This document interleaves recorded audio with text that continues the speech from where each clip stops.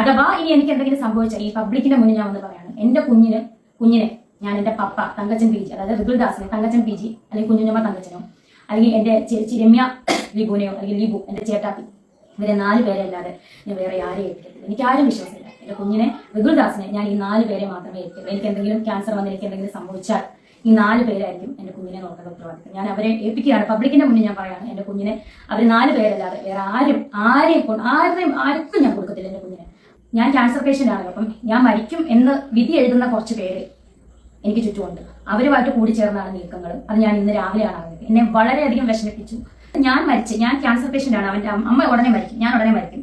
പിന്നെ അച്ഛൻ മരിച്ചുപോയി. അപ്പൊ അവകാശം ഞങ്ങൾക്ക് വേണമെന്ന് ഒരു കൂട്ടര് ഞാൻ ഇന്നത് അറിഞ്ഞു. എന്നിൽ നിന്ന് അകറ്റിക്കൊണ്ട് പോകാൻ. ഞാൻ ആരാണെന്ന് എന്താണെന്ന് ഒന്നും പറയുന്നില്ല. ആരെയും കുറ്റപ്പെടുത്താനല്ല ഈ വീഡിയോ. നമ്മുടെ നോബൽ ഫീൽഡ് പമ്പര വലിയ ബിഷപ്പ്, അദ്ദേഹം ഒരു പ്രീസ്റ്റ് ആണ്. എന്നെ പറ്റി കുറച്ച് കാര്യങ്ങളൊക്കെ ഇന്റർവ്യൂവിൽ പറഞ്ഞു. സോ അദ്ദേഹത്തെ ഒരുപാട് പേര് കുറ്റം പറയുന്നത്. നിങ്ങളൊരു കാര്യം മനസ്സിലാക്കണം, അദ്ദേഹം ഒരു പ്രീസ്റ്റ് ആണ്.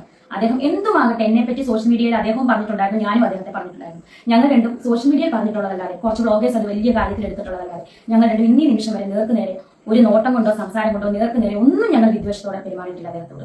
എനിക്ക് അസുഖമാണെന്ന് അറിഞ്ഞ് അദ്ദേഹം ഈ വീട്ടിൽ വന്ന് എനിക്ക് വേണ്ടി പ്രാർത്ഥിച്ചിട്ടുണ്ട്. അദ്ദേഹം ഒരു ദൈവ പുരുഷനാണ്. എല്ലാം മറന്നിട്ട് അദ്ദേഹം എനിക്ക് വേണ്ടി ദൈവമേ ആ കൊച്ചിന്റെ അസുഖം മാറ്റണേ എന്ന് പ്രാർത്ഥിച്ചിട്ടുണ്ടെങ്കിൽ അദ്ദേഹം ഒരു വലിയൊരു ദൈവ പുരുഷനാണ്. ദൈവികമായിട്ടുള്ള ചൈതന്യം അദ്ദേഹത്തിനുള്ളത് കൊണ്ട് മാത്രമാണ് അദ്ദേഹം എന്നെ കാണാൻ വന്നതും പ്രാർത്ഥിച്ചത്. ഞാൻ അദ്ദേഹത്തോട് പബ്ലിക്കായിട്ട് ക്ഷമ ചോദിച്ചു. ഇനിയും ഞാൻ ക്ഷമ ചോദിക്കുന്നു. അദ്ദേഹം ഇന്നും വന്ന് പ്രാർത്ഥിച്ചു. എനിക്കതിന്റെ ജീവിതത്തിൽ വലിയൊരു ആശ്വാസമാണ്. നിങ്ങൾ അദ്ദേഹത്തെ വെറുതെ കുറ്റം പറയരുത്. അദ്ദേഹം ഒരു വീട് കൊടുത്തെന്നല്ലാതെ അദ്ദേഹം വേറൊരു തെറ്റും ചെയ്തില്ല. അതിന് വേണ്ടിയിട്ട് ഒരുപാട് അദ്ദേഹം കേട്ടു. ഈ ഒരു കൊല്ലം സുധീർ 2 മക്കൾക്ക് വീട് കൊടുത്ത ആ ഒരു കുറ്റമല്ലാതെ, കുറ്റം തന്നെ പറഞ്ഞു. കാരണം അതുപോലായിരുന്നു പ്രശ്നങ്ങൾ മുഴുവൻ. അതോടുകൂടി അദ്ദേഹത്തിന് മനസ്സമാധാനം പോയെന്നാണ് എനിക്ക് ഒരു വിശ്വാസം. കീമോ തുടങ്ങിക്കഴിഞ്ഞാൽ കുറച്ച് ദിവസത്തേക്ക് എനിക്ക് വയ്യാണ്ടാവും. അന്ന് ഞാൻ കിടന്നുകൊണ്ടാണ് ICU പോകുന്നതിന് തലേന്ന് ഒരു വീഡിയോ ഇട്ടു. അതെടുത്തിട്ട് പിറ്റേന്ന് ഞാൻ എഴുന്നേറ്റപ്പോൾ അതിനും കുറ്റം. അപ്പൊ ഞാൻ എഴുന്നേക്കാൻ പാടില്ല, ഞാൻ എപ്പോഴും കിടന്നെങ്കിൽ ഞാൻ ഡെഡ് ബോഡി ആകണമെന്ന് ആഗ്രഹിക്കുന്ന കുറച്ച് പേരുണ്ടെന്ന് എനിക്കിപ്പം മനസ്സിലായി. കാരണം എന്ത് വീഡിയോ ഇട്ടാലും അല്ലെ അവൾ ക്യാൻസർ രോഗിയല്ലേ, അവർക്ക് സന്തോഷിക്കട്ടെ എന്നല്ല പറയുന്നത്, അവിടെ എന്താണ് മരിക്കാത്തതെന്നാണ് ഓർത്തിരിക്കുന്നത്. അപ്പൊ അവരോടൊന്നും എനിക്കൊന്നും പറയാനില്ല. മനുഷ്യരാണ് നമ്മൾ. എപ്പം വേണം നമുക്ക് എന്ത് വേണം സംഭവിക്കാം. ഹലോ, നമസ്കാരം. Welcome back to my YouTube channel, official YouTube channel. ഞാനൊരു പുതിയ വീഡിയോ ആയിട്ട് വന്നു. കുറച്ച് കാര്യങ്ങളൊന്നും നിങ്ങളെ അറിയിക്കാൻ വേണ്ടി, എന്നെ സ്നേഹിക്കുന്നവരെ അറിയിക്കാൻ വേണ്ടിയിട്ടാണ് ഞാൻ വന്നത്. പിന്നെ ഇപ്പൊ ഇച്ചിരി സുന്ദരിയായിട്ടിരിക്കുന്നല്ലോ ആണ്. എന്നെ സ്നേഹിക്കുന്നവർക്ക് വേണ്ടിയിട്ട് ഞാൻ തന്നെ വിഗൊക്കെ വെച്ച് ഒരു പൊട്ടൊക്കെ തൊട്ട് കമ്മലൊക്കെ ഇട്ട്. കാരണം നമ്മൾ ഇങ്ങനെയാണല്ലോ ജീവിതത്തിൽ നടന്നത്. അപ്പൊ നമുക്ക് പെട്ടെന്ന് ഹായ് ഫ്രണ്ട്സ്, എല്ലാവർക്കും പുതിയൊരു വീഡിയോയിലോട്ട് സ്വാഗതം. എല്ലാവർക്കും സുഖമാണെന്ന് വിചാരിക്കുന്നു. അതുപോലെ തന്നെ എൻ്റെ വീഡിയോ പുതുതായിട്ട് കാണുന്നവരുണ്ടെങ്കിൽ ഒന്ന് സബ്സ്ക്രൈബ് ചെയ്ത് സപ്പോർട്ട് ചെയ്യുക. ഒരു വീഡിയോ നിങ്ങൾ FBയിലാണ് കാണുന്നുണ്ടെങ്കിൽ ഒന്ന് ഫോളോ ചെയ്യാനും മറക്കരുത്. അതുപോലെ യൂട്യൂബിലാണെങ്കിൽ ഒന്ന് ഹൈപ്പ് ചെയ്യാനും മറക്കരുത് കേട്ടോ. അപ്പോൾ രേണുസുതിയുടെ പുതിയൊരു വീഡിയോ കണ്ടിട്ടുണ്ടായിരുന്നു. ഞാൻ ഇതുവരെയും രേണുസുതി ഒരു എന്താ പറയുക സപ്പോർട്ട് ചെയ്യുക എന്ന് പറഞ്ഞ് നമ്മൾ എന്താണ് നേരായ കാര്യങ്ങൾക്ക് നമ്മൾ സപ്പോർട്ട് ചെയ്തിട്ടുണ്ട്. അല്ലാതെ ഞാൻ കിച്ചുവിനെ സപ്പോർട്ട് ചെയ്തൊരു വ്യക്തിയാണ്. പക്ഷേ രേണുവിൻ്റെ ഭാഗത്തും എന്തൊക്കെയോ സത്യങ്ങളുണ്ട് എന്നുള്ളത് എനിക്ക് തോന്നി. അതുകൊണ്ട് മാത്രമാണ് ഞാൻ അത് വെച്ച് രേണുവിൻ്റെ കുറേ വീഡിയോകൾ ഞാൻ റിപ്പീറ്റ് ചെയ്ത് നോക്കിയ സമയത്താണ് ഒരു പെണ്ണ് എന്തെല്ലാം അനുഭവിക്കാമോ അതെല്ലാം രേണു അനുഭവിച്ചിട്ടുണ്ട് എന്നുള്ളത് വ്യക്തമാണ്. അപ്പോൾ അതുകൊണ്ട് തന്നെ രേണു ആ ഒരു വീഡിയോ ഞാൻ ഇപ്പോഴാണ് ശ്രദ്ധിച്ചത്. എന്താണെന്ന് ചോദിച്ചാൽ രേണു ഒരു കാര്യം പറയുന്നുണ്ട് കിച്ചുവിനെ പറ്റിയിട്ട്. കിച്ചുവിൻ്റെ ഭാഗത്തുനിന്ന് അരുതാത്തത് എനിക്ക് സംഭവിച്ചിട്ടുണ്ട്, അത് ഞാൻ പുറത്ത് വിട്ടാൽ കിച്ചു നാറും എന്നൊരു ന്യൂസ് വിട്ടിട്ടുണ്ടായിരുന്നു. അപ്പോൾ അതിന്ന് നമുക്ക് ഊഹിക്കാവുന്നതേ ഉള്ളൂ രേണു കിച്ചുവിൽ നിന്ന് എന്തോ മോശമായിട്ടുള്ളൊരു ഇത് അനുഭവിച്ചിട്ടുണ്ട്. അത് 100% ഉറപ്പാണ്. എന്താ വെച്ചാൽ ഒരു സ്ത്രീ ഒരിക്കലും അങ്ങനെ ഒരു ഇത് പറയണമെന്നുണ്ടെങ്കിൽ അതിൽ സത്യം മാത്രം ഉണ്ടെങ്കിൽ മാത്രമാണ് ഒരു സ്ത്രീ അങ്ങനെ സംസാരിക്കുള്ളൂ. അല്ലാതെ എന്താ പറയുക, നേരത്തേതിലുള്ള ഒരു മോനെ അങ്ങനെ ചളിവാരി തേക്കേണ്ട ഒരു കാര്യം അവൾക്കില്ല. അപ്പോൾ അതിൽ എന്തോ ഒരു സത്യം ഉണ്ട് എന്നുള്ളത് എനിക്ക് തോന്നി. ശരിയാണ്, രേണു സബ്സ്ക്രിപ്ഷൻ തുടങ്ങി അതിൽ പല രീതിയിലും പുള്ളിക്കാരി അഭിനയിച്ചിട്ടുണ്ട്. അതെല്ലാം ശരിയാണ്, അതെല്ലാം അവിടെ ഇരിക്കട്ടെ. അതിനേക്കാളും പുറമെ പുള്ളിക്കാരി എന്തൊക്കെയൊക്കെയോ അനുഭവിച്ചിട്ടുണ്ട്. ഈ കിച്ചു എന്ന് പറയുന്ന വ്യക്തി ട്രോമയിലേക്ക് പോകാൻ എന്താണ് കാരണം, അതൊക്കെ നമ്മൾ വിശദമായിട്ട് അന്വേഷിക്കണം. രേണു ആണോ കിച്ചു ട്രോമയിലോട്ട് പോകാനുള്ളത് എന്നൊക്കെ നമ്മൾ നോക്കണം. അപ്പോൾ അതൊന്നും പോരാതെ ഇനി രേണുവിന് എന്തെങ്കിലും സംഭവിക്കുമെന്ന് പറഞ്ഞിട്ട് രേണുവിൻ്റെ രക്തത്തിൽ പിറന്ന കുഞ്ഞിനെ പോലും സ്വന്തമാക്കാൻ തുനിയുന്ന കുറേ എണ്ണങ്ങൾ. അപ്പോൾ അതും ആൺകുട്ടിയാണല്ലോ. അപ്പോൾ അതിൽ നിന്നും ഇപ്പോൾ കിച്ചുവിനെ വെച്ചിട്ട് കുറേ കാശുണ്ടാക്കാൻ എല്ലാവർക്കും കഴിയുന്നുണ്ട്. അപ്പോൾ അതുപോലെ തന്നെ ഋതപ്പനെ കിട്ടിയാലും അവനെ വെച്ചിട്ടും ഇവർക്ക് പല നുണകളും പല കാര്യങ്ങളും പറഞ്ഞുണ്ടാക്കിയിട്ട് വൈറലാകാം. അപ്പോൾ രേണുവിന് എന്തെങ്കിലും സംഭവിച്ചു കഴിഞ്ഞാൽ ഇവരുടെയൊക്കെ ബുദ്ധിയൊന്ന് നോക്കണേ. അപ്പോൾ ചെറുപ്പത്തിലൊന്നും ആർക്കും ആ കുഞ്ഞുങ്ങളെ വേണ്ട. അപ്പോൾ വളർന്നു വലുതായി അവർ അധ്വാനിക്കാനും ഇതിനും ഒക്കെ തുടങ്ങിയപ്പോൾ കിച്ചുവിനെയും അതുപോലെ ഋതപ്പനെയൊക്കെ എല്ലാവർക്കും വേണം. അപ്പോൾ എന്തായാലും ഇവരെ വെച്ച് കഴിഞ്ഞാൽ എന്തായാലും റീച്ച് ഉണ്ടാകാൻ കഴിയുന്നുള്ളത് ഉറപ്പാണ്.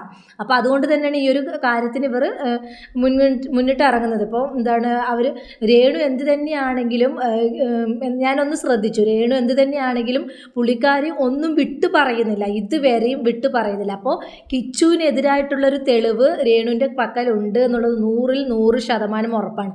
ആ തെളിവുകൾ രേണു പുറത്ത് വിട്ട് കഴിഞ്ഞാൽ കിച്ചു അവസാനിച്ചു. പിന്നെ കിച്ചു അപ്പോൾ രേണു പറയുന്ന വാക്കുകൾ ചിലവർ ഇതും ഒരു കള്ളക്കഥയായിരിക്കാം എന്ന് പറയും. പക്ഷേ രേണുവിൻ്റെ കയ്യിൽ എന്തൊക്കെയോ തക്കതായിട്ടുള്ള തെളിവുകളുണ്ട്. അപ്പോൾ കിച്ചു ഒരു വളർന്നു വരുന്ന മോനാണെന്ന് പറഞ്ഞിട്ട് മാത്രമാണ് രേണു അതെല്ലാം പുറത്ത് പറയാതിരിക്കുന്നത്. എന്തായാലും രേണു പറയുന്ന കുറച്ച് കാര്യങ്ങളും കൂടെ നമുക്കൊന്ന് കണ്ടു നോക്കൂ. ഞാൻ ആരാണെന്ന് എന്നാണെന്ന് ഒന്നും പറയുന്നില്ല, ആരെയും കുറ്റപ്പെടുത്താനല്ല വീഡിയോ. എനിക്ക് ആകെയുള്ള എൻ്റെ കുഞ്ഞാണ്, അവനെ കൂടെ എന്നെ നടത്തി കഴിഞ്ഞാൽ ഞാൻ പിന്നെ ഇല്ല. ഞാൻ എത്രത്തോളം വിഷമിച്ചാണ് വീഡിയോ എടുക്കുന്നത് നിങ്ങൾക്ക് ആർക്കും അറിയില്ല. ഞാൻ തൊട്ട് ഇതൊക്കെ വെച്ചോണ്ട് നിങ്ങൾക്ക് അത് അതിന്റെ ഫീലിംഗ്സ് മനസ്സിലാക്കില്ല. എനിക്ക് എമ്പതി അല്ലെങ്കിൽ സിമ്പതി അതിനല്ല ഞാൻ വീഡിയോ എടുത്തതും ഒരിക്കലും. പക്ഷെ സ്നേഹമുള്ള ഒരുപാട് പേരെ സ്നേഹിക്കുന്ന എനിക്ക് ഒരുപാട് സന്തോഷമാണ്. എന്റെ കുഞ്ഞിനെ എനിക്കിനിയിപ്പം ഈ ക്യാൻസറിന്റെ വിഷയം ഇനിയിപ്പം മുന്നോട്ട് 5 കീമോ ഉണ്ടോ, അതിലുപരി 2 lakhs മെഡിസിൻ, ഓരോ കീമോയ്ക്കും 2 lakhs മെഡിസിൻ വെച്ച് എനിക്ക് എടുക്കുന്നുണ്ട് ശരീരത്തിൽ.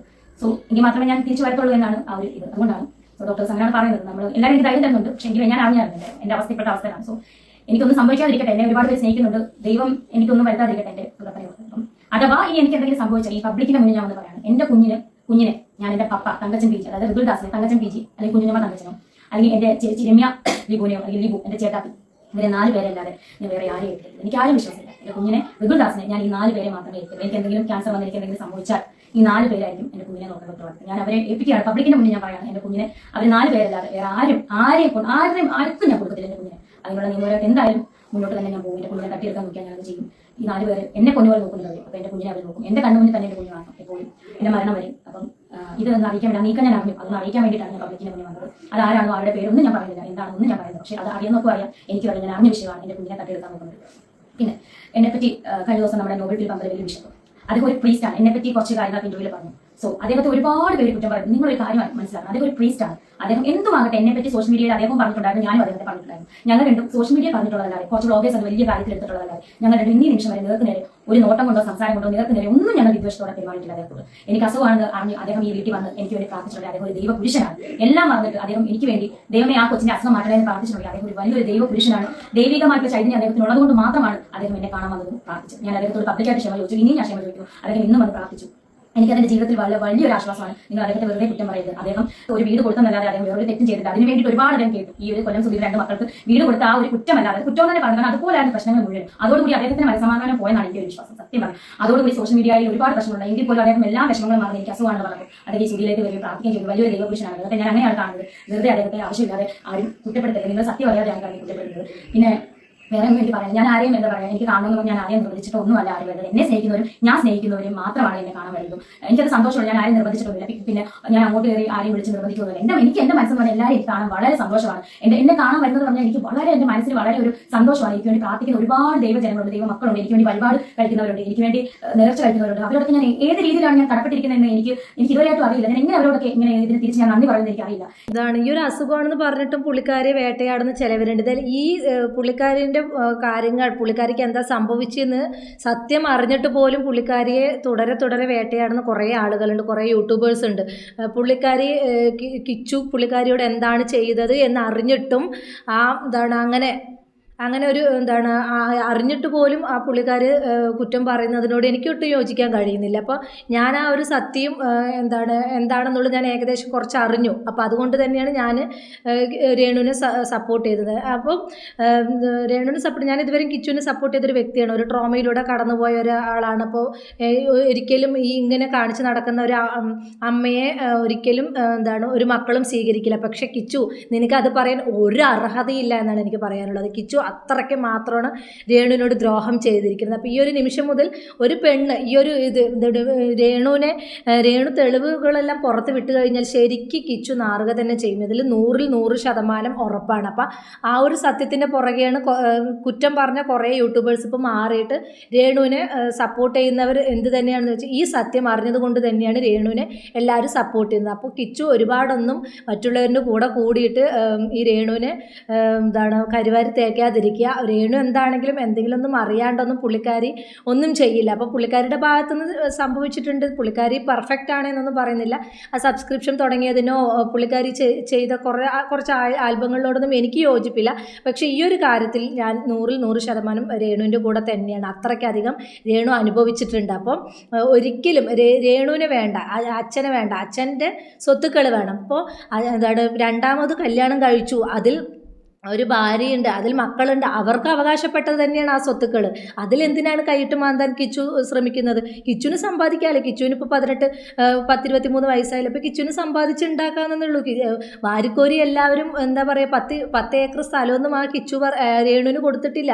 വെറും ഒരു സ്ഥലത്തിൽ ഒരു ചെറിയൊരു വീട്, അതിൽ അവകാശം വേണമെന്ന് പറഞ്ഞിട്ടാണ് കിച്ചുവിനെ കുറേ പേര് തള്ളിവിടുന്നത്. ഇതുപോലെയാണ് അവർക്ക് എന്തെങ്കിലും ചെറിയൊരു വീടോ അല്ലെങ്കിൽ ഒരു കൂരയോ ഉണ്ടാവുകയുള്ളൂ. ഇപ്പോൾ രണ്ടാമത് കല്യാണം കഴിഞ്ഞ പെണ്ണിനും മക്കൾക്കും അതിൽ ഒരു അവകാശം ഉണ്ടാകില്ല. നേരത്തെ ഫസ്റ്റ് പറഞ്ഞ കുഞ്ഞിനായിരിക്കും അതിൽ അവകാശം. അപ്പോൾ ഈ രണ്ടാമത് കല്യാണം കഴിച്ച ഭാര്യ മക്കളും എന്താ പറയുക അല്ലാതെ വലിഞ്ഞു കയറി വന്നവരാണോ? അപ്പോൾ നിയമപരമായിട്ട് ആരാണോ ഭാര്യ, ആ ഭാര്യയ്ക്കും ആ മക്കൾക്കും അവകാശപ്പെട്ട തന്നെയാണ് ആ ഭർത്താവിൻ്റെ സ്വത്ത് എന്ന് പറയുന്നത്. അതിൽ കൈയിട്ട് മാന്താൻ ശ്രമിക്കുന്നവരോട് എനിക്ക് പറയാനുള്ളത്, ഇതിൽ നിങ്ങൾ എന്താ പറയുക, ബാക്കിൽ കൈ കാണിച്ചിട്ട് തിന്നുന്നതിന് തുല്യമാണെന്നാണ് എനിക്ക് പറയാനുള്ളൂ. അത്രയും കാലം സ്വന്തം തന്തേനെയോ വീട്ടുകാരെയോ നോക്കാതെ ആ തന്തേൻ്റെ ഒന്നും വേണ്ട, പക്ഷേ ആ തന്തയുടെ അവകാശം വേണം പറഞ്ഞിട്ട് കുറേ നടക്കുന്ന ആളുകളോട് എനിക്ക് പറയാനുള്ളത്, നിങ്ങൾക്ക് ഒരു അർഹതയില്ല ആ ഒരു സ്വത്തിന്. കടിച്ചു തൂങ്ങി കിടക്കാൻ നല്ലത് ഒരു അർഹതയില്ല. അവൾക്ക് കൂടുതലൊന്നും ആരും കൊടുത്തിട്ടില്ല, ലക്ഷങ്ങളൊന്നും കൊടുത്തിട്ടില്ല. പിന്നെ രേണുവിന് കിട്ടിയ അതേപോലെ തന്നെ കിച്ചുവിനും എമൗണ്ടുകൾ അക്കൗണ്ടിലോട്ട് വരുന്നുണ്ട്, പലരും അയച്ചു കൊടുക്കുന്നുണ്ട്. കിച്ചു മേജറായിട്ടുള്ളൊരു കൊച്ചല്ലേ, അവനൊക്കെ അയച്ചു കൊടുക്കുന്നുണ്ട്. അപ്പോൾ അതിലൊന്നും കിച്ചു അവകാശം പറയരുത്, മറ്റുള്ളവർ പറയണ കേട്ടിട്ട് അവകാശം പറയരുത് എന്നാണ് എനിക്ക് ഈ ഒരു അവസരത്തിൽ പറയാനുള്ളത്. എന്താണെങ്കിലും സുധിയുടെ പേരിൽ രേണുവിന് ഒരു വീട് വെച്ച് കൊടുത്തിട്ടുണ്ടെങ്കിൽ അതിൽ പൂർണ്ണ അവകാശം രേണുവിനും അതുപോലെ രേണുവിന് പിറന്ന ആ കുഞ്ഞിനും മാത്രമുള്ളതാണ്. അതിൽ കൈയിട്ട് മാന്താൻ പോകുന്നവരോട് എനിക്ക് പുച്ഛം മാത്രം. അപ്പം ഇതിനെക്കുറിച്ച് രേണുവിന് കുറ്റം പറയുന്നവർ ഒന്ന് ശ്രദ്ധിക്കുക. രേണുവിൻ്റെ ഭാഗത്ത് തക്കതായ തെളിവുകളും കാര്യങ്ങളും ഉണ്ട്. അത് പുറത്ത് വിട്ട് കഴിഞ്ഞാൽ കിച്ചു എന്ന് പറയുന്ന അധ്യായം അവിടെ ക്ലോസ് ആവും. അതുകൊണ്ട് തന്നെ പുള്ളിക്കാരി അത് പുറത്ത് വിടുന്നില്ല. പുള്ളിക്കാരിക്ക് ഒരു മകൻ എന്നുള്ളൊരു കുറച്ചൊക്കെ ഒരു ഇതുള്ളത് കൊണ്ട് പുള്ളിക്കാരി അതൊന്നും പുറത്ത് വിടാതിരിക്കുന്നുവെങ്കിൽ അത് ആ പുള്ളിക്കാരിയുടെ മാന്യത എന്നാണ് എനിക്ക് പറയാനുള്ളത്. എന്തായാലും ഈ വീഡിയോ കുറിച്ചിട്ടുള്ള നിങ്ങളുടെ അഭിപ്രായം കമൻറ്റ് ബോക്സിൽ അറിയിക്കുക. അപ്പോൾ ഇത്രയുള്ള ടോപ്പിക് പുതിയൊരു ടോപ്പിക്കുമായി നമുക്ക് വീണ്ടും കാണാം.